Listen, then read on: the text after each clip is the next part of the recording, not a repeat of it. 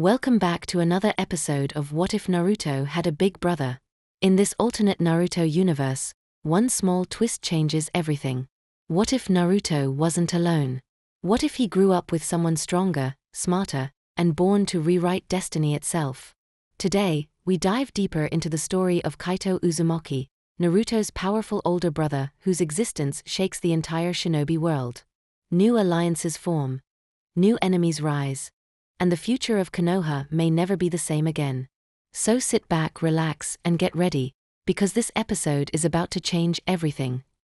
Itachi had told him that Shisui had informed the Hokage and his advisors about the impending coup, confirming the dire state of affairs. Itachi was also acting as a double agent, working both for the Uchiha clan and the Hokage, so he had intimate knowledge of the situation. Time was running out, and Kaito felt lost, unsure of the right course of action. He had only one real option: help the Uchiha clan execute the coup. But in his mind, the plan would involve only killing the Hokage and his advisors. If he and Itachi worked together, they could eliminate the third Hokage and his council without too much difficulty. With Hiraishin, Kaito could discreetly mark the targets and teleport them far from Konoha, making it easy to kill them and make it seem as though they had simply vanished. Kaito sighed in frustration. Just then, he heard the cry of a hawk from above. Sighing again, he stood up and teleported to the head of his father's statue atop the Hokage monument. In the next instant, he flickered away, reappearing beside the window of the Hokage's office. Peering through, he saw several figures seated inside, including Koharu, Homura, and Hiruzen Sarutobi himself. They were gathered around the table, with Hiruzen puffing calmly on his smoking pipe. Kaito knocked lightly on the window, then opened it, asking, "You called, Lord Third?" Hiruzen nodded, smiling warmly. "Ah, Kaito-kun, come in. You're rather early, I only just sent out the summons." "I was nearby when I received it, Lord Third," Kaito said as he stepped into the office, only for Koharu and Homura to immediately chastise him for entering through the window. Kaito didn't bother greeting the two elders, as he wasn't particularly fond of them. Koharu huffed, "Is this any way to enter the office of your village leader?" Homura added, "This is highly disrespectful to the Hokage's authority. I expected better from Minato's son." Hiruzen waved them off, chuckling. "It's quite all right. Jiraiya and my other students used to do the same." Kaito simply deadpanned, staring at them with clear boredom. Inwardly, he thought, maybe I should just kill them now and be done with it. He could sense about 5 ANBU nearby, none of whom were particularly strong. Hiruzen turned to Kaito, his tone more relaxed. "It's been a while. How have you been? How's Kushina, Naruto-kun, and Karen-chan? If I'm not mistaken, they started at the academy this term." Kaito nodded. "They're doing well, Lord Third. Mum's keeping busy. With Naruto in school, she has a lot more time to work on developing new seals. As for Naruto and Karen, yes, they started at the academy this year.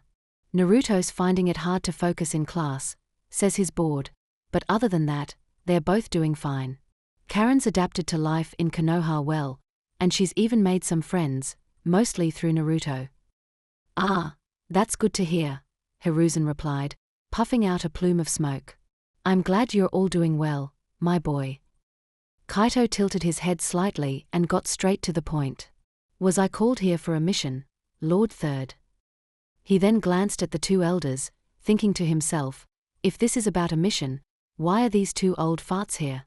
They usually don't get involved in mission assignments unless it concerns the fire daimyo, and even then, rarely. Hiruzen nodded. "Yes, you were. We're just waiting for the others to arrive so I can explain the mission details to all of you together." Koharu cleared her throat, cutting in. "Since you're here early, there's something we need to discuss that's come up recently." Homura handed Kaito a small black book, opened to a specific page. Kaito took the book and looked at the open page, seeing his name written alongside a picture of himself. Kaito Uzumaki. Age, 11 to 12. Hidden Village, Konoha. Jonin Sensei, Shikaku Nara. Rank, Chunin. Threat level, S. Status: active. Affiliation: none. Intelligence: high. Known chakra natures: wind, lightning, highly proficient; earth, water, highly proficient. Description: the son of the fourth Hokage, Minato Namikaze, and Kushina Uzumaki. Kaito has red hair and blue eyes, making him easily identifiable. Known abilities: incredibly fast, highly skilled in taijutsu, ninjutsu, and fuinjutsu, subdued a Jinchuriki at the age of 8 to 9, proficient in kenjutsu, able to use the Uzumaki clan's chakra chains, wields red lightning, similar to Kakashi's Kaidori, can use the Rasengan with ease, including elemental variations of the technique. Special ability: Hiraishin no Jutsu. He possesses the ability to use the fourth Hokage's most prized technique. His level of mastery is unknown, but approach with caution. Note: do not engage unless you are an S-rank shinobi. Reward: 50 million Ryo, dead. Export to Sheets. It seems the Raikage really didn't take kindly to me injuring his arm, Kaito thought as he glanced up from the bingo book, already anticipating what these fools were going to ask. Homura spoke first. That's the latest edition of Kumogakure's bingo book, and you've been added to it with a rather hefty reward attached. Koharu followed, her tone sharp. One of the reasons we called you here is to ask why you've been placed in their bingo book. She narrowed her eyes at Kaito, or rather, tried to, as she always had them closed for some reason. Hiruzen interjected, his voice more serious. And can you explain why there's a note saying you can use the Hiraishin no Jutsu? Kaito shrugged casually. It must be from when I ran into the Raikage a few months ago. Now that the secret was out about his ability to use Hiraishin, Kaito figured it wasn't a big deal to admit he'd encountered the Raikage. However, he had no intention of sharing all the details. Both Hiruzen and Homura's eyes widened. You ran into the Raikage? Hiruzen asked, sounding shocked. Looking down at the book, Kaito responded calmly. It was a few months back, while Hotaru and I were on a mission. We crossed paths with the Raikage near the border between the Land of Fire and the Land of Hot Water. Kaito wasn't about to tell them the whole truth, so he gave them a version that tied into one of the missions he and Hotaru had completed around that time. Kaito continued, while we were resting for lunch, the Raikage and his subordinates landed in the same clearing we were in. It seemed the Raikage recognized both me and Hotaru. One of his subordinates suggested they should kidnap us to create their own Uzumaki and Hyuga clan for Kumogakure. The other said that since Konoha had humiliated them, this would be the perfect opportunity. Hiruzen, piecing everything together, asked, so you used Hiraishin to flee from them? Kaito nodded. Koharu then added, that still doesn't explain why you didn't inform your Hokage about this incident or your ability to use Hiraishin. Homura nodded in agreement. It honestly slipped my mind. It was a 3-week mission, and we were exhausted by the end of it, Kaito shrugged. I'm not as proficient with it as my father. It still takes a lot of chakra and concentration to pull off, and it's completely useless in battle. I didn't think it was worth informing the Hokage about. Hiruzen nodded in understanding. I see. Well, I'm glad both of you managed to escape that ordeal unharmed. He then glanced at the book in Kaito's hands. It will be difficult for you now that there's a price on your head. Kaito closed the book and handed it over to Homura. I don't think things would be much different if people knew I could use Hiraishin. It might even serve as a deterrent. Hiruzen chuckled. Yes, that might be the case. Your father's use of that jutsu is quite well known. Just then, they heard a knock on the door, and Hiruzen called out, Enter. A familiar black-haired teen walked in, followed by an unfamiliar-looking Anko and a few other shinobi. It was Shisui, standing at the front. He bowed slightly and said, You asked for us, Hokage-sama. Kaito sat on the front porch, slipping his sandals on as the front door of the house creaked open. His mother, Kushina, stepped out, holding a packed bento in her left hand while keeping her right hand hidden behind her back. Kaito finished putting on his sandals and stood up, turning to face her. Here you go, Kai-kun. Kushina said, handing him the bento with a warm smile. I packed you some lunch for later." Then, with a gleeful grin, she brought her right hand forward, revealing a large bowl brimming with takoyaki. "And I made you some takoyaki to snack on." Kaito couldn't help but grin back. "Thanks, Mom. You're the best." He took the bento and sealed it away for later, then eagerly grabbed a piece of takoyaki. Popping one into his mouth, his eyes lit up. These are so good, Mom."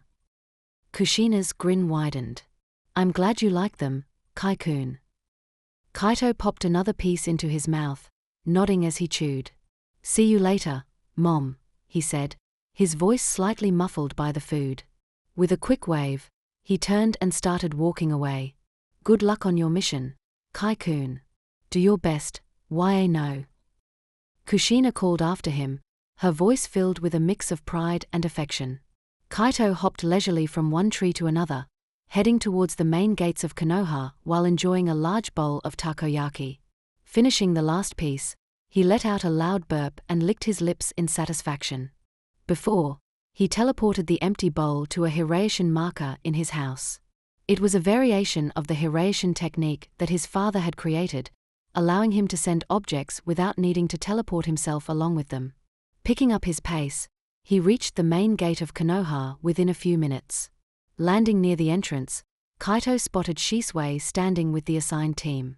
Walking over, he gave a short wave. "Yo, guys." Shisui, who was in the middle of a conversation with one of the chunin on the mission, turned at Kaito's voice. With a teasing grin, he said, "Well, look who finally showed up, the resident S-rank shinobi." He was poking fun at the threat level Kumo had assigned to Kaito. Anko, standing nearby with her hands lazily behind her head, grumbled. "What took you so long, brat?" Kaito scratched the back of his head sheepishly, a small smile on his face. "Yeah, kinda woke up late, no." Shisui just chuckled. "Alright, let's get going, shall we?" They all nodded and followed him towards the village guards. The foreman team left the village, heading west and hopping from tree to tree. Shisui took the lead, as he was the mission's designated leader. Jumping to another branch, Kaito's mind drifted back to yesterday's mission briefing. Shisui had entered the room with Anko and another shinobi Kaito didn't recognize. They stood beside Kaito in the Hokage's office as Hiruzen puffed out a plume of smoke and said, "Good, you're all here."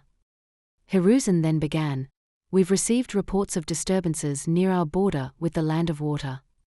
Koharu continued, "Some of Konoha's border patrol have gone missing, and there have been skirmishes with Kirigakure shinobi near the border."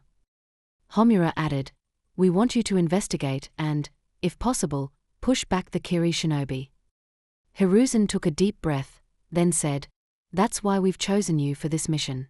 We are hoping that your presence alone will be enough to deter them." He stood up and walked over to the window, looking out over the village. After another puff of smoke, he sighed.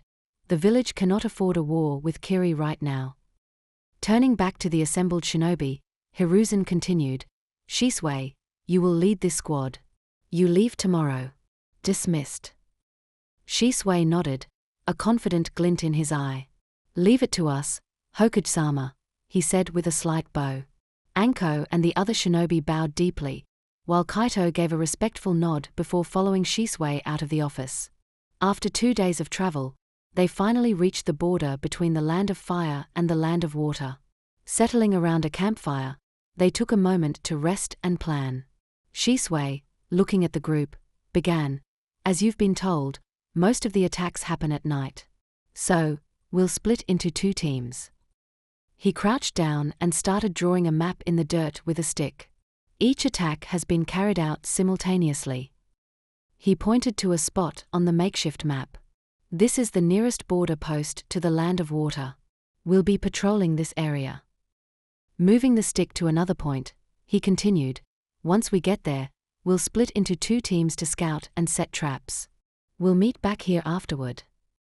Looking up at the group, Shisui added, "Our goal is to ambush the Kiri team."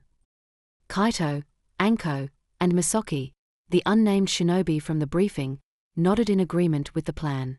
Seeing their readiness, Shisui nodded back. All right, scatter. With that, they split off, heading towards their designated locations in the darkening forest. Kaito and Anko had just finished setting traps in the western area. Standing up, Kaito glanced at Anko. Hey, what's with that cursed seal on you? He asked casually, acting as though he didn't already know. Anko, who was a few steps ahead setting another trap, froze. Her hand instinctively went to her neck, where Orochimaru's mark was hidden. She jumped away from Kaito, eyes narrowing. How do you know about that? She demanded. Kaito shrugged. I can sense it. It disrupts your chakra and stands out from your chakra signature, he replied. He wasn't lying. Kagura's mind's eye allowed him to pick up on such things. Anko glared at him. It's none of your business, brat. Kaito shrugged again. I could take a guess. You were Orochimaru's student before he defected, right? He must have been the one who put it on you. Anko's glare intensified, her eyes becoming moist with anger. Without a word, she threw a kunai at him, shouting, like I said, it's none of your business. Kaito lazily caught the kunai midair, twirling it around his finger. Poison-laced. Huh? You really shouldn't be throwing this kind of thing around so carelessly. Before Anko could respond, chakra chains burst out from Kaito's back, wrapping around her and pinning her in place. The sudden move caught her completely off guard. Let go of me, you bastard. Anko struggled, her face now showing fear as she fought against the chains. I'll kill you once I get free. Kaito calmly brought her closer. Relax. I'm just going to take a look. He glanced at her, his expression serious. And besides, what makes you think you can break free? Not even the Ninetails could get out of these chains. Anko stiffened as Kaito brought her closer and moved her collar aside to examine the seal. Looking at it, Kaito frowned. What kind of lousy seal is this? Orochimaru really doesn't know how to make a proper one, does he? He muttered, inspecting the mark. And who put this Fujihoin on top of it? That's just stupid. After carefully studying the seal, Kaito released Anko, who immediately jumped back into a defensive stance. What I don't get, Kaito began, eyeing her curiously, is why you haven't removed it yet. Anko scoffed, her hand instinctively going to her neck. You think they haven't tried? I'm stuck with this thing until I die. Kaito tilted his head. Her? Who said that? Getting irritated, Anko snapped. Who else? The third Hokage, you idiot. Kaito shook his head, a hint of disbelief on his face. Who died and made the third a seal master? He sighed. Let me guess, he's the one who placed the Fujihoin on it? The old man thinks he knows seals, but he really shouldn't mess with them if he doesn't know what he's doing. Anko snorted. Like you could do any better. Kaito shrugged. Of course I can. Unlike the old man, I am a seal master. Just looking at this one, I can already see several ways to remove it. He shook his head in annoyance. Mom could have removed it easily. But instead, the old man decided to play seal master. Anko's eyes narrowed, anger flaring. Don't talk about things you know nothing about, brat. Kaito simply shrugged again. I could remove it right now, but it would leave you in a coma for a few days since it's connected to your chakra network. Anko's expression shifted, a mixture of disbelief and hope. You really mean it? You can remove it? She asked, her voice unexpectedly vulnerable. Kaito nodded. Yeah. But let's focus on finishing this mission first. He turned and began walking in the opposite direction. Once we get back to Konoha, I'll take care of it. With that, he leapt onto a nearby tree and started moving away. Anko stood there for a moment, holding her neck, then quickly chased after him. Landing on top of a tree, Kaito held out his hand, signaling Anko to stop. Closing his eyes, he used the mind's eye of Kagura to sense the Kiri Shinobi. Anko halted on the same branch, looking at him with a frown. Why did we stop, brat? Kaito focused for a moment and sensed a 6-man squad moving toward the east, right in the direction of the Konoha border patrol. Opening his eyes, he said, "I sense them coming from the east. We need to inform Shisui." Without waiting, he leaped in that direction, with Anko following close behind. As they moved, Kaito glanced at her. "You know, we are not that far apart in age. Why do you keep calling me a brat?" he asked, raising an eyebrow. Anko shrugged with a grin. "You're still younger than me, so you're a brat." Kaito shook his head and picked up his speed, leaving her behind. "Hey!" Anko yelled in protest as she tried to catch up. Reaching Shisui, Kaito quickly reported, "They're heading toward the border post from the east." Shisui nodded. "Then we'll ambush them there." As they closed in on the Kiri Shinobi, Kaito muttered, "They're about 1.5 kilometers away from us." Shisui raised his hand, and they all came to a halt. "I'll cast a genjutsu on them from here. It might be enough to make them retreat," he said calmly. Anko blinked in surprise. "You can cast a genjutsu from 1.5 kilometers away? Don't you Uchiha need eye contact for that?" Shisui nodded. "Yes, I can. It depends on the caster. The more powerful ones usually don't need eye contact." Kaito, leaning against a tree with his arms crossed, closed his eyes. "It's worth a try. Less work for us," he said, a smirk on his face. Kaito closed his eyes, using the mind's eye of Kagura to sense the movements of the Kiri team approaching their position. He could feel Shisui placing one of them under a genjutsu, and soon after, one of the Kiri shinobi dropped to the ground, clutching his head in pain. The rest of the Kiri team stopped immediately, rushing over to their fallen comrade. Their leader looked sharply in Kaito and Shisui's direction. Kaito's focus zeroed in on the leader, his senses picking up something strange about the man's left eye. His eyes widened slightly as he realized it. It was a Byakugan. He hadn't noticed before, but now he was certain. The leader of the Kiri squad possessed a Byakugan. Opening his eyes, Kaito stared intently in their direction and thought, "That must be Ao, one of Terumi Mai's bodyguards." "That should do it," Shisui said, satisfied with his genjutsu. But before he could finish his sentence, Kaito body flickered away, rushing toward the Kiri team. "Fast!" Anko thought, her eyes widening as she saw Kaito body flicker toward the Kiri shinobi. "Damn it, Kaito!" Shisui cursed, immediately chasing after him, with Anko and the others following close behind. Kaito reached the Kiri shinobi before they could move their injured comrade. The moment he appeared, chakra chains erupted from him, wrapping around all 6 of them. They struggled against the bindings, shouting, "What the? How? Damn it!" Ignoring their protests, Kaito pulled Ao closer. "Let go of us, you konoha scum," one of the Kiri shinobi yelled. Kaito paid them no mind as he reached for Ao's left eye. As he attempted to extract it, a seal activated, blocking his efforts. "TSK," Kaito clicked his tongue, tearing through the seal to reveal the Byakugan hidden beneath. Shisui landed behind him, concern evident in his voice. "Kaito, what are you doing?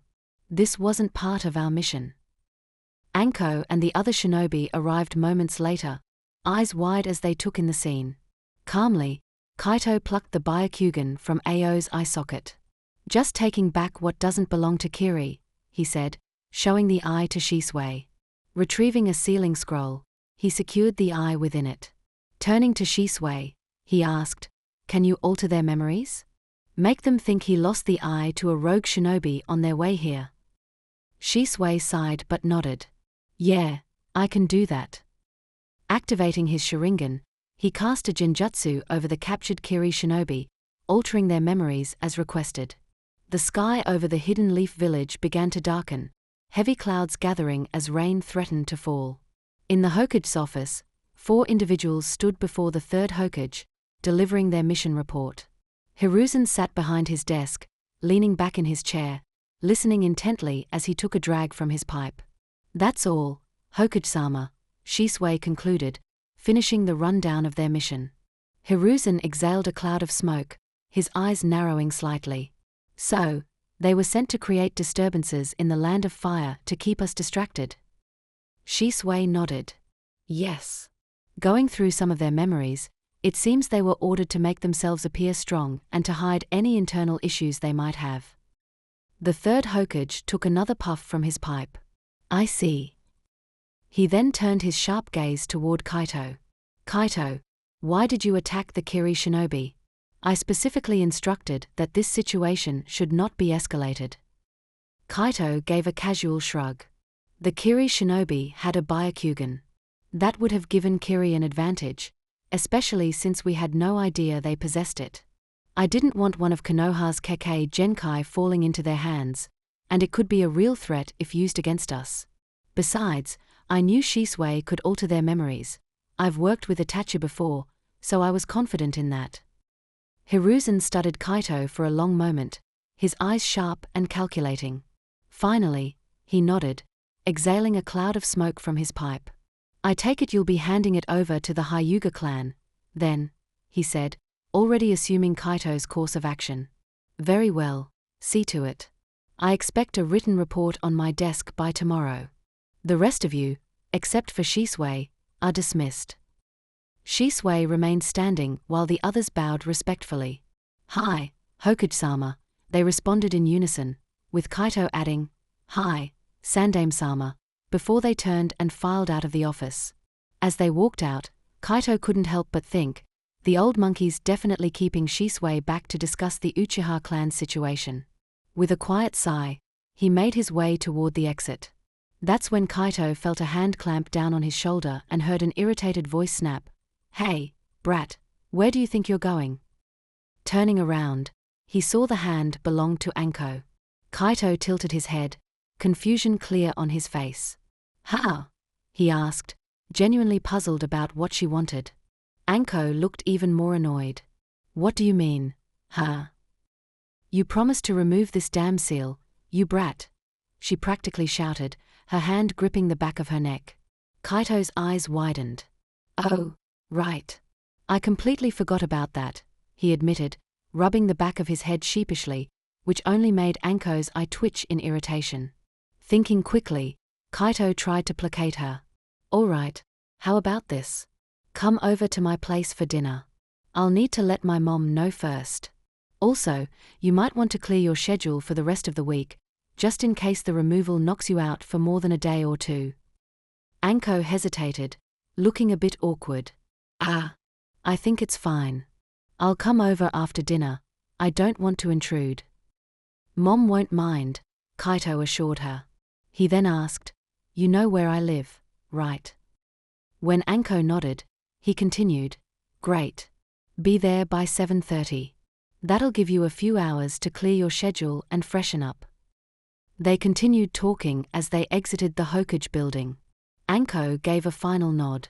All right, I'll be there, she said before disappearing in a swirl of leaves. Kaito let out a sigh, and with a body flicker, he vanished as well.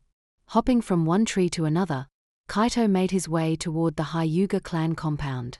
Landing gracefully in front of the gate, he entered, waving lazily at the guards with a smile. Hey there, Iroha-san, Hohito-san. Is Hayashisama in? The two guards nodded in response, and Hohito replied, Oh, hey there, Kaito-san. Yes, Hayashisama should be in his house right now. Kaito nodded back. Mind if I go in to see him? I have something I need to discuss. Iroha gave him a nod and said, You don't need to ask, Kaito-san. You're an honored guest of the Hyuga clan. Kaito grinned, scratching the back of his head. Thanks, he said with a slight bow. I appreciate it. With that, he walked past them, heading toward the clan head's house. As Kaito approached the house, he sensed the presence of Hotaru, Hinata, Hayashi, Hitomi, and even little Hanabi, along with Hisashi and Neji. He raised an eyebrow at sensing Hisashi and Neji there but quickly shrugged it off. After all, Hisashi was Hayashi's brother. Reaching the door, Kaito knocked and waited. A moment later, the door opened to reveal Hitomi. Upon seeing Kaito, she smiled warmly. Ah, Kaito-kun. It's so good to see you. How have you been? Didn't I tell you to visit us more often? Kaito returned an awkward smile at the affection in her voice. It's good to see you too, Lady Hitomi. We've been well. I hope you and Hanabi-chan are doing all right. I'm sorry I haven't visited. I've been busy with missions, no. Hitomi smiled and ushered him in. Come in, don't just stand outside. Can I get you some water? Kaito nodded, and she led him inside. Handing Kaito a glass of water, Hitomi continued, We've been well, thank you for asking. I heard, and you must have just gotten back from a mission by the looks of it. Are you here to see Hotaru-chan? She asked with a teasing glint in her eyes as she led him to the dining table. Kaito scratched the back of his head awkwardly. Yes, I just got back from a mission, but I'm actually here to see Hayashisama, he replied, taking a sip of the water. Hitomi stopped in her tracks and turned to look at him, her eyes wide with surprise. Oh? Here to see my husband? Isn't it a bit early to ask for my daughter's hand in marriage, Kaito-kun? She said with a mock-bewildered expression. Kaito choked violently on his water, coughing and thumping his chest a few times to clear it. Finally getting his breath back, he frantically waved his hands. It's not like that, Lady Hitomi. I'm here to see Hayashisama about something else. Hitomi couldn't hold back her laughter, covering her mouth as she giggled. Calm down, Kaito-kun, I was just teasing you. Kaito let out a deep sigh, though he was a bit annoyed. Right. So, can I see him? He asked, trying to change the subject. Still smiling, she nodded and led him toward the courtyard of the house. As they reached the courtyard, Kaito saw Hayashi and Hisashi standing on the porch, watching as Hotaru sparred with both Neji and Hinata.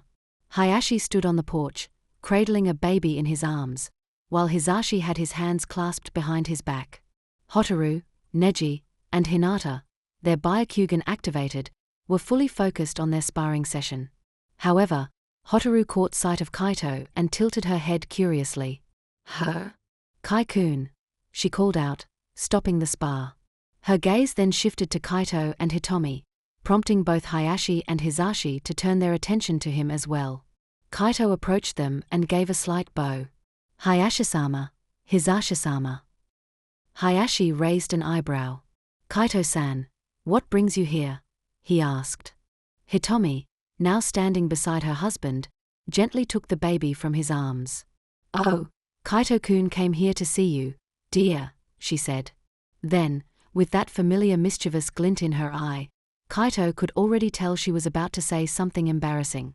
He's here to ask for your permission to marry Hotaru-chan. Hotaru's face instantly turned beet red. What? Mom, Keikai-kun, she stammered, practically steaming at the ears. Hinata, eyes wide, whispered in a meek voice, Hotarune is getting married. Her cheeks flushed as the words sank in. Neji nodded thoughtfully, rubbing his chin. Well, Kaito-san is strong, and Hotaru-san does have a crush on him, so it does make sense, he mused, nodding to himself as if confirming his own reasoning. Kaito sighed, rubbing the bridge of his nose. Hitomi-san's antics are almost as bad as Mom's. He thought, dreading what might happen if the two of them ever joined forces. Hisashi simply watched the scene unfold, a smile tugging at the corners of his mouth. Hayashi cleared his throat, casting a stern look at his wife. As amusing as that might be, he said, shooting a quick glare at Hitomi, I believe Kaito-san is here for something else. Kaito sighed and stepped forward. Yes, Hayashisama. I'm here to give you this, he said, handing Hayashi a sealing scroll. During my recent mission, we encountered a Kiri shinobi who possessed a Byakugan. Hinata gasped, covering her mouth, while Hotaru's expression turned serious. Neji, on the other hand, looked contemplative and confused. The room fell into stunned silence until Hitomi spoke up. How could this be? All Byakugan are sealed after the person dies. Kaito shrugged. It's possible it was taken while the Hyuga clan member was still alive, or it might have belonged to a main branch member who died during the Third Shinobi War. I'm not entirely sure, but I managed to retrieve the eye from him. Hayashi nodded, his expression grave. Thank you, Kaito-san, On behalf of the Hyuga clan, for recovering the stolen Byakugan, he said, offering a slight bow in gratitude. Kaito gave a respectful bow. It's all right, Hayashisa-sama. I'll be leaving now, he said calmly. Before he could take a step, Hitomi intervened. Oh, please stay for dinner, Kaito-kun. It's the least we can do for everything you've done for us. Kaito scratched the back of his head, looking a bit sheepish. I'm sorry, Lady Hitomi, but I'm afraid I can't. I promised someone I'd help them with something, and I haven't even informed my mom yet. But I'd love to join you another time, he said, politely declining the offer. Hitomi nodded, though a bit disappointed. Ah, that's a shame. How about the day after tomorrow at 7, then? Your whole family is welcome, she proposed, glancing at Hayashi. He gave a slight nod in agreement. Yes, that sounds good. Kaito nodded back. I'll let Mom know and confirm as soon as possible, he replied as he began to walk toward the exit. Hotaru quickly followed him to the front door. Kai-kun, training tomorrow at the usual time? She asked, now fully recovered from her mother's teasing. Kaito nodded. Yeah, bring Hinata and Neji along. They can train with Naruto and Karen, he said, getting an enthusiastic nod from Hotaru. With a final wave to her, Kaito disappeared in a body flicker. After showering, Kaito came out of his room, a towel draped over his head as he dried his hair. He made his way toward the kitchen, drawn in by the delicious aroma filling the house. Upon entering, he saw his mother, Kushina, placing a pot of curry on the table while Karen helped with the plating. That smells amazing, Mom. What did you make? Kaito asked, breathing in the scent. Kushina smiled warmly. I made katsu curry with miso soup, she replied proudly. Naruto, growing impatient, whined, Come on, Mom, how much longer? I'm starving, why no? We are having a guest over, Naru-chan, so be patient, why no? Kushina chided playfully. She glanced at the clock. What time did you say she'd be here, Kaito? I told her to be here by 7:30, Kaito replied, looking at the clock, which now read 7:40. Just then, they heard a knock on the door. That must be her, Kaito said. I'll get it, Mom. He walked over to the door. Opening it, he was met with Anko, who looked noticeably annoyed. Kaito raised an eyebrow. Why do you look so annoyed? He asked, genuinely curious. Anko grumbled something under her breath about the ANBU. Kaito shrugged, figuring the ANBU might have questioned her about why she was here. Come on in, he said, leading her to the dining room. Mom, this is Anko Mitarashi, Kaito introduced, gesturing to Anko. Then he turned to Anko, adding, and this is my mother, Kushina Uzumaki. Those two are Naruto and Karen Uzumaki. Kushina smiled warmly and ushered Anko to the table. Ah, you're just in time, why no? Anko smiled nervously and gave a slight bow. Thank you for inviting me to your home, Lady Kushina, and for helping me with the seal. Kushina waved her hand. It's all right, Anko-chan. We are happy to help. As they began eating, Naruto and Karen eagerly started asking Anko about her missions. She entertained them with stories of some of her most thrilling missions while Kushina listened with a smile. Meanwhile, Kaito sat quietly, lost in thoughts. After dinner, one of Kaito's clones took care of the dishes while Kushina put Naruto and Karen to bed. Once they were settled, she returned to the kitchen to help clean up. Kaito stood up, stretching slightly. All right, let's get this over with, he said, glancing at Anko as he moved toward the sealing room. Anko followed him, entering the room quietly. Kaito walked over to a table, pulling out several scrolls. Anko-san, please sit in the center, he instructed. She did as told, then asked, so, how is this going to work? While preparing the ink, Kaito said calmly, first, take off your shirt. Anko's eyes went wide, and she immediately jumped up, covering her chest with her arms. You perverted brat, she shouted, pointing a finger at him. Kaito blinked in surprise, then narrowed his eyes. "Do you want the seal removed or not?" he asked flatly. Hearing the commotion, Kushina walked in. "What's all the shouting about, Anko-chan?" she asked, glancing between the two. Anko, still flustered, pointed at Kaito. "He's asking me to take off my shirt." Kushina sighed, rubbing her forehead. "Anko-chan, for the sealing to work, the kanji need to be painted directly onto your skin. For that, you'll need to be, well, topless." Anko's face turned red as she sputtered. "Then why can't you do it?" Kushina smiled reassuringly. "Don't worry, Anko-chan. I'm the one who's going to paint the kanji on you, but Kaito will be the one performing the actual sealing." Anko looked incredulous. "Why can't you do both?" she asked, frustration evident in her voice. Kaito sighed, trying to keep his cool. "She can't," he explained patiently. "Her chakra coils are damaged." Reaching into his pocket, he pulled out a blindfold. "Here, I'll use this," he said, holding it out to her.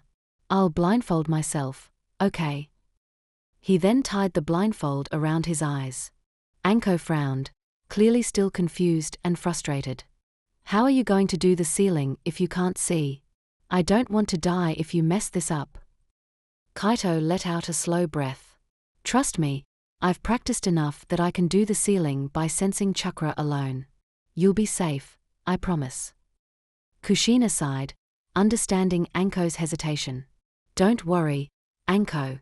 I'll make sure he doesn't make any mistakes. You can trust us, why no?"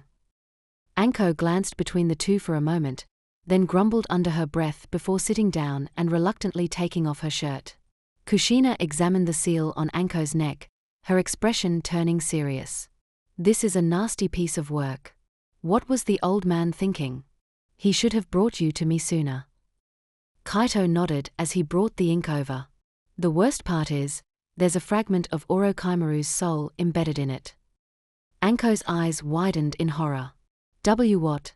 she stammered, looking back and forth between Kaito and Kushina. Kushina's lips tightened into a thin line. "Yeah. That madman really went too far with this abomination of a seal, why no?" Anko, now visibly worried, asked, "You can remove it, right?" Kushina gave her a reassuring smile. "Of course. This seal is nothing an Uzumaki can't handle. Now, stay still." For the next 10 minutes, Kushina carefully painted the kanji on Anko's skin, the symbols trailing from her neck down her body and onto a scroll that contained the seal matrix. Kushina stood up, wiping her hands. "All right, Kai-kun, you're up." Kaito nodded, moving to sit in front of the sealing scroll. "Okay, brace yourself. This is going to hurt, a lot." Anko took a deep breath. "Bring it. I can, ah." Her words turned into a scream as Kaito slammed his hand onto the seal matrix, initiating the sealing process. The entire procedure took about 2 minutes, and by the end, Anko slumped to the ground, completely unconscious. Kushina glanced at Kaito with a deadpan expression. "Did you really have to do it when she wasn't ready?" Kaito just shrugged, offering a tired smile. "I'm exhausted, Mom. I just wanted to get this over with." Kushina sighed, walking over to Anko to help put her shirt back on. "Fine. But you can sleep after you carry her to the guest room." Neji had his hands on his knees, panting heavily. Hinata sat on the ground beside Karen, both of them catching their breath after the intense session. Naruto lay flat on his back, gasping. "I think I'm just gonna take a nap for a bit, why no?" Hinata looked up, still breathing hard, and asked, "Do you do this every day?" Karen, sitting next to her, nodded. "Hi, Kaito and I makes us do this almost every day." Neji, standing near Naruto, nodded in agreement. If this is how they train, no wonder they're both so strong. Hinata and Karen both nodded, clearly in agreement. Naruto groaned. "Nii-san's going easy on us. His usual training is way worse than this." They were in the training ground where Kaito usually trained. Hotaru had brought Hinata and Neji along to join the session, and it was the first time either of them had trained with Kaito. Kaito had given Naruto and Karen training weights, as the routine had become easier for them since they did it nearly every day. Kaito clapped his hands together to get their attention. "All right, enough rest. We are moving on to the next part of your exercise." Naruto groaned, throwing his head back. "Oh, come on, Nai-san. Can't we rest a little longer? Why no?" "Stop complaining, Naruto," Kaito said with a smirk as he formed a ball of water above Naruto's head and dropped it, soaking him. Naruto sputtered, jumping up and pointing an accusatory finger at Kaito. "Oi! What was that for?" Hotaru, standing beside Kaito, giggled at Naruto's antics. "Come on, guys. After this, we are done for the day." The others nodded, getting to their feet, while Naruto grumbled under his breath and crossed his arms. Kaito ignored Naruto's grumbling and said, "All right, we are going to do a dodging exercise." Naruto groaned, already knowing what was coming. Hinata raised her hand nervously. Are you going to throw kunai at us?" Hotaru smiled and shook her head. "No, we'll be throwing these." She held up a ball. "They are soft, so they won't hurt much." "But," Kaito added, "there's a seal on them. If the ball touches you, you'll get a mild shock. So, you'd better dodge them." He grinned, adding, "Whoever gets hit the least, I'll buy them whatever they want." His promise clearly intended to make them more competitive. Neji smirked confidently. "This is going to be easy." "Oh, I forgot to mention," Kaito said with a mischievous smile. "You're not allowed to use your Byakugan." With that, Kaito created 30 shadow clones, positioning them in the surrounding trees. "You'll have to dodge for the next hour," Kaito explained. "You can't leave the clearing, but teamwork is allowed." He paused, thinking for a moment. "Yeah, that's about it." Naruto raised his hand hopefully. "Can we at least take these weights off?" Karen nodded eagerly beside him. Kaito shook his head. "Nope. You've done this exercise before, so to make it more challenging, you'll keep the weights on." Naruto crossed his arms, grumbling, "Stupid older brothers and stupid training weights." Kaito's clones stood ready, each holding a ball and prepared to start throwing. "All right, get ready, set, go," Kaito called out. With that, both he and Hotaru jumped back onto a tree branch to watch. As soon as Kaito shouted go, the shadow clones began peppering the four of them with the balls. All four of them, Naruto, Karen, Neji, and Hinata, started dodging the incoming balls as if their lives depended on it. Naruto and Karen, used to this kind of training, began dodging and jumping back, but weighed down by the training weights, their reactions were slower. "Oh!" Naruto shouted as he was pelted by a ball, not moving fast enough to dodge. The same went for Karen. As they adjusted to the training weights, they got hit multiple times. But once they got used to the weight, they could keep up with the onslaught. Neji dodged and weaved through the barrage of balls, but as the intensity increased, it became harder for him to keep dodging.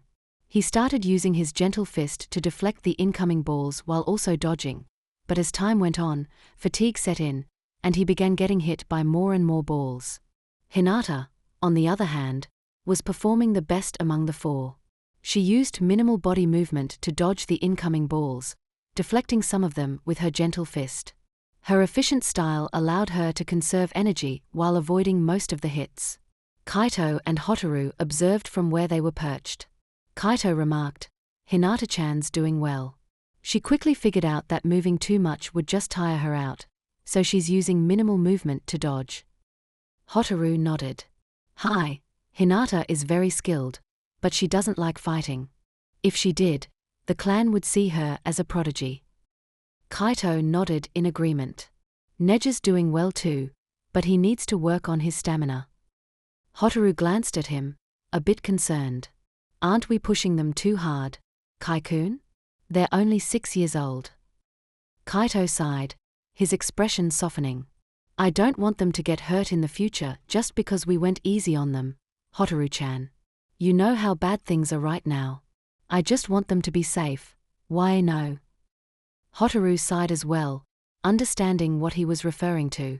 She nodded, fully aware of what could happen. By the end of it, all four of them were sprawled on the ground, panting heavily. Kaito and Hotaru landed in front of them. Kaito clapped his hands. "Well done, all of you," he said as he handed them water bottles. He then turned to Neji. "You did well, Neji, but you'll need to work on your stamina."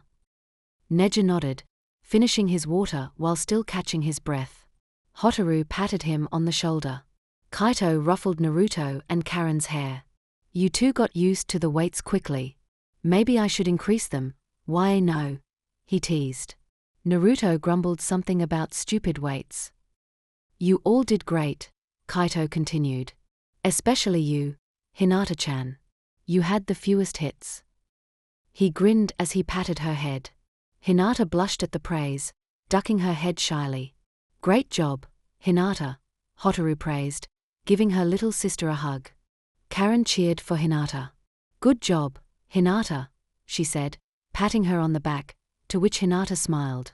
"Well, as promised, I'll buy the winner whatever they want," Kaito said, looking at Hinata. "So, Hinata-chan, what would you like?" Hinata looked up at him shyly. "No, it's okay, Kaito nii." Hotaru put an arm around her shoulder. "How about cinnamon rolls? Your favorite?" Hinata nodded shyly.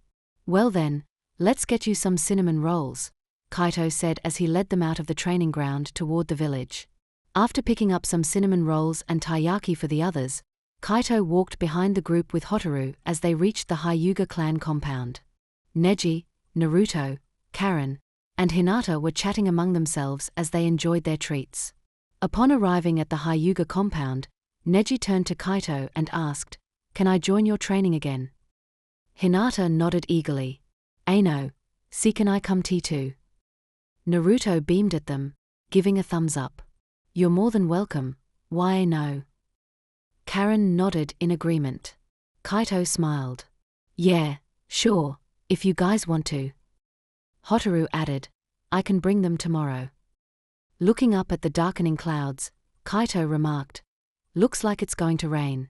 See you guys tomorrow," as he turned to walk home. After quickly saying goodbye to Hinata, Hotaru, and Neji, Naruto and Karen caught up with him as they continued heading back. Reaching the Uzumaki residence, Kaito followed Naruto and Karen into the house. "Mom, we are back," he called. Suddenly, Kaito paused mid-step, his eyes widening.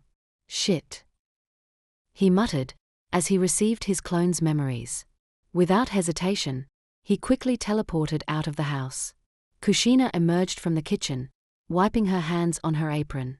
Looking up, she said, "Welcome back, guys." She paused, looking puzzled. "Huh? Didn't your brother come in with you too? I could have sworn I heard Kaikun," she asked, confusion evident on her face. Naruto turned to his mother, equally baffled. "What are you talking about? He was right behind us." His voice trailed off as he realized Kaito wasn't there. Karen noticed the open door and Kaito's absence. "Maybe he left to do something," she suggested. Kushina's expression shifted from confusion to concern. "Kaito-kun wouldn't leave without telling me unless it was an emergency," she thought to herself. "It seems we can't prevent the Uchiha coup d'etat. If a civil war erupts in the Leaf Village, the other villages will invade for sure. A new Shinobi war would break out," Shisui said, standing on a cliff facing Itachi as he coughed up blood. Shisui looked weak, his left eye was closed, and blood was trickling down his face from the empty socket. Itachi, seeing Shisui's condition, stepped forward to support him. "Shisui, there's..." Shisui cut him off. "When I tried to stop the coup with Koto Amatsukami, Danzo stole my left eye. That man doesn't trust me at all. He intends to protect the village his own way, no matter what it takes or how it looks. I suspect he'll come after my right eye next, so I'll give it to you before he has the chance." Shisui plucked out his right eye and held it out to Itachi. Itachi stared in shock. "Shisui, you can't." Holding out his hand, Shisui insisted, You're the only one I can count on, my best friend. Protect the village and the Uchiha name, both of them." Tears welled up in Itachi's eyes, but he nodded, his Sharingan activated. He took the eye from Shisui. "All right, I accept it. What will you do now?" "If I die, many things will change. I've left a note," Shisui said as he walked backward, edging closer to the cliff's edge. Itachi realized what was happening and called out, "Shisui, wait." But Shisui interrupted, "Don't try to stop me, Itachi." He smiled one last time before leaning back and falling off the cliff into the river below. Itachi lunged forward, trying to grab Shisui as he fell, but he was too late. He watched helplessly as Shisui disappeared over the edge, shouting, "Shisui." His hand reached out, but he was too far away. Kaito's clone sat atop Minato's head on the Hokage monument, gazing over the village as the sun began to set, casting a golden glow across the sky. Currently, Kaito's shadow clone was sitting cross-legged with his eyes closed. He was using the mind's eye of Kagura to keep an eye on Hiruzen. Seeing that the situation with the Uchiha clan had escalated, Kaito ordered one of his clones to monitor the third Hokage and his associates, knowing that the Uchiha clan massacre could happen at any moment. Itachi had already told Kaito that the Uchiha clan had started to arm themselves for the coup d'etat. Kaito knew that in the original timeline, Shisui was attacked somewhere around this time. So yesterday, right after the mission report was given, Kaito had made a shadow clone and assigned it to tail Shisui. Using the mind's eye of Kagura, Kaito could see that the third Hokage was having a meeting in one of the rooms within the Hokage building. Alongside him were Koharu, Homura, and Danzo. They were seated behind a large desk as Shisui gave his report to them. Seeing Danzo among them, Kaito's clone thought, "I thought so. Danzo hasn't lost his influence on the surface." The sight of Danzo with the third Hokage confirmed his suspicions. They were deep in discussion, and Danzo was the most vocal of the group. Shisui, kneeling in front of them, said, "So, as it stands, the coup is still in motion." Hiruzen sighed and looked down at Shisui. "I see," he said thoughtfully. Danzo glanced sharply at Hiruzen and demanded, "Hiruzen, what's your plan now? If we remain idle any longer, it's going to be too late." Hiruzen hummed as he leaned back in his chair, contemplating. Danzo pressed on, his tone insistent. "Look, as the head of the village, sometimes it's necessary for you to make hard decisions. Isn't it time to do just that?" They continued to argue among themselves. Just then, Shisui spoke up, his voice steady but urgent. "Please wait, if I may. I think I have an alternative. There's a plan I'd like to try, if you'll let me." Hiruzen's eyes focused on Shisui. "A plan, you say?" he asked. Danzo attempted to silence him, asserting, "This is a waste of time. There are no other options right now." Hiruzen ignored Danzo's interruption and turned to Shisui. "What is this plan, Shisui?" he asked. Shisui bowed his head respectfully and said, "I will use my Mangekyo Sharingan on the clan." The elders were taken aback by his declaration, and Hiruzen pressed further. "Do you truly understand what you're saying? You'll forever be branded with the sin of using such a jutsu against your own clan." Shisui nodded solemnly. "I understand. But still, it's worth it to protect what I hold dear. Lord Third, please," he pleaded, looking earnestly at Hiruzen. Hiruzen closed his eyes in contemplation before nodding in agreement. "If you believe in this, I won't stop you. Do what you must."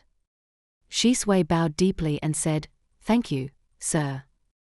"However," Hiruzen added, "however, you may step back and cancel your plan if you change your mind. Remember, there is still some time for all of us to think of other alternatives." "Understood, Shisui."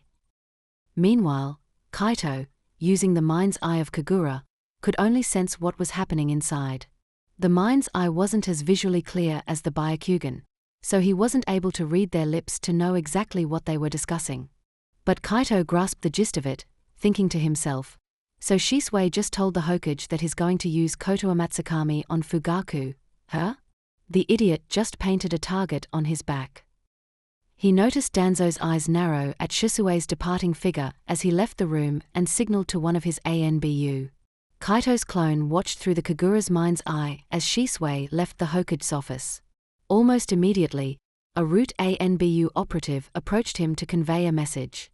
Shisui pondered for a moment, then nodded, and the Root ANBU vanished as swiftly as he had appeared. Standing there briefly, Shisui seemed deep in thought. He then summoned a crow, attached a note to it, and sent it soaring into the sky. Without wasting any more time, he sped off toward the southern outskirts of Konoha. Back atop Minato's head on the Hokage monument, Kaito's shadow clone opened his eyes and stood up, stretching his limbs in preparation. He leaped gracefully from the monument, landing on a nearby rooftop. From there, he propelled himself forward, following after Shisui while maintaining a cautious distance of about 2 kilometers. Shisui exited Konoha's walls and entered the surrounding forest, darting through the trees as he made his way to his destination. After some time, he reached a secluded root base and waited there for Danzo to arrive. Kaito came to a halt atop a tall tree, leaning against its sturdy trunk about 2.5 kilometers away from Shisui. He scanned the area with his sensory abilities. After 30 minutes of patient waiting, he sensed someone approaching Shisui's location. It was Danzo, that much was clear. But Kaito also detected 15 other Jonin-level shinobi subtly converging on the area. Danzo walked toward Shisui alone, but his root operatives were hidden strategically around the vicinity. Danzo said, "Shisui, even if you use your dojutsu on Fugaku to get the clan to cooperate, what if the village doesn't change?" Shisui replied confidently, "Lord Hokage has promised to bring about that change." Danzo shook his head. Even if the third Hokage is content, the distrust among the Leaf Village won't simply disappear. Shisui nodded thoughtfully and said, "I realize that, but in time."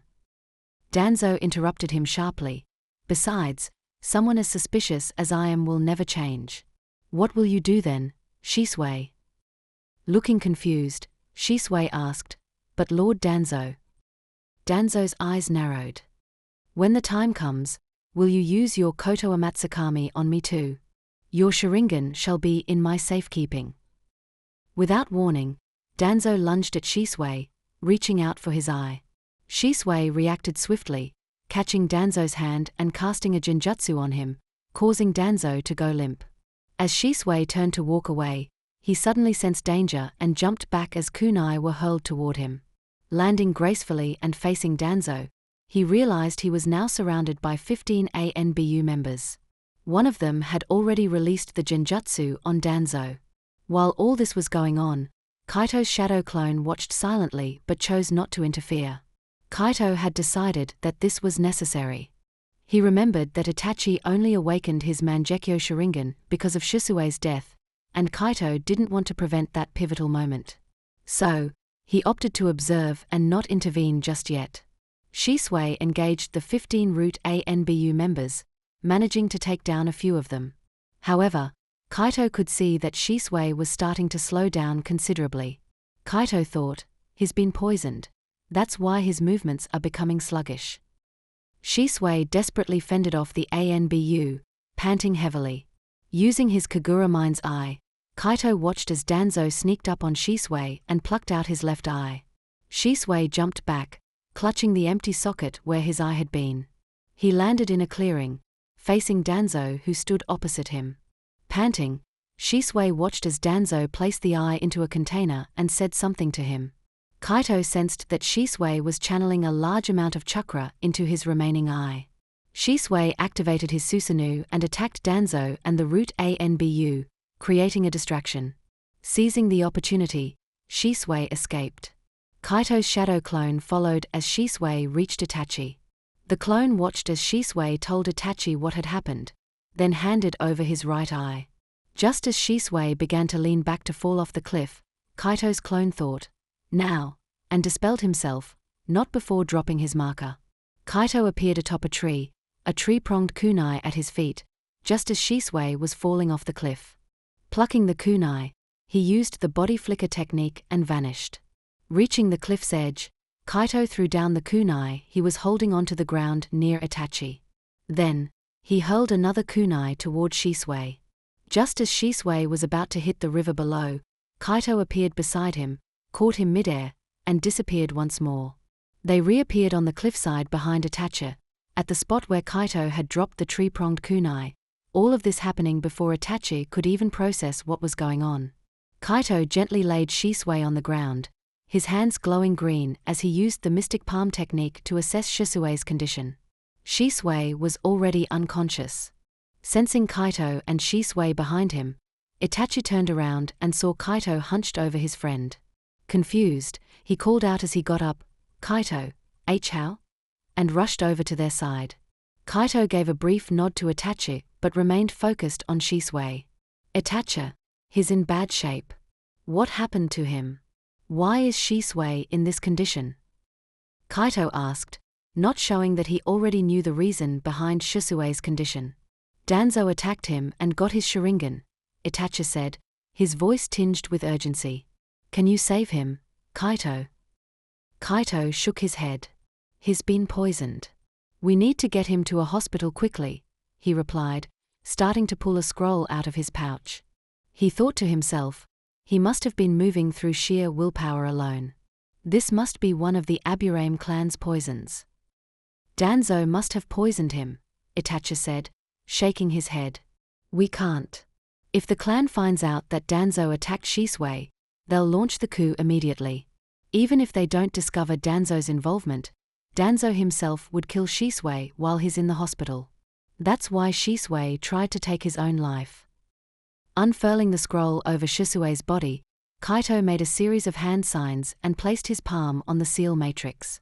The kanji seals spread across Shisui's body, glowing briefly before fading. As the light dimmed, Shisui's breathing came to a stop. Kaito rolled the scroll back up and looked over at Itachi. He noticed Itachi's eyes had shifted into the Mangekyo pattern as he stared intensely at Kaito. "What did you do?" Itachi demanded, concern and suspicion evident in his voice. "That should buy us some time," Kaito explained calmly. "It will stop the poison from spreading and keep him stable until we can find help." Itachi nodded slowly, processing the information. "But where can we take him?" Kaito's mind raced. "Where should we take him? We can't take him to the Konoha hospital. I don't know anyone from the Aburame clan who could help. I could bring him to Hacho village, but I doubt they'd have the antidote for this poison." Then, a thought struck him. "Hold on to my shoulder, Itachi," Kaito said urgently as he lifted Shisui into his arms. Without hesitation, Itachi grabbed Kaito's shoulder. In an instant, Kaito teleported them away. And that wraps up today's episode of What If Naruto Had a Big Brother. Kaito's journey is only getting more intense, and the future of the ninja world is changing with every step he takes. If you enjoyed this episode and want to see what happens next, make sure to hit that like button, share the video with other Naruto fans, and subscribe to the channel so you never miss an update. Drop your theories in the comments. I love reading them. See you in the next episode.